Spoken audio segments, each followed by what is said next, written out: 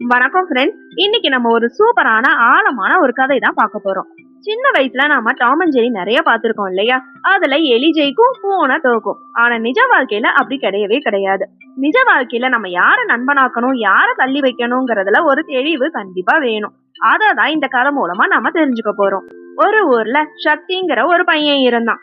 அவன் வீட்ல எப்பவுமே எலி தொல்லைகள் இருந்துகிட்டே இருக்கும். துணிகளை கடிக்கிறது, தானியங்களை சிதற விடுறதுன்னு ஏதாவது ஒரு சேட்டை பண்ணிக்கிட்டே இருக்கும்.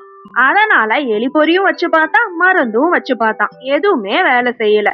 இந்த எலிகளுக்கு ஒரு முடிவு கட்டியே ஆகணும் அப்படின்னு ஒரு பூனைய வீட்டுக்கு கூட்டிட்டு வந்தான். பூனை வீட்டுக்குள்ள வந்ததுமே எலிகளோட உலகம் தலைகீழாவே மாறி போச்சு. உடனே எல்லா எலிகளும் சேர்ந்து ஒரு கூட்டத்தை கூட்டுச்சு. அப்போ ஒரு எலி சொல்லுச்சு, நம்மனால முன்னாடி மாதிரி திருட முடியல, இப்படியே போனா பட்டினிலேயே செத்துற வேண்டியதுதான் அப்படின்னு சொல்லுச்சு.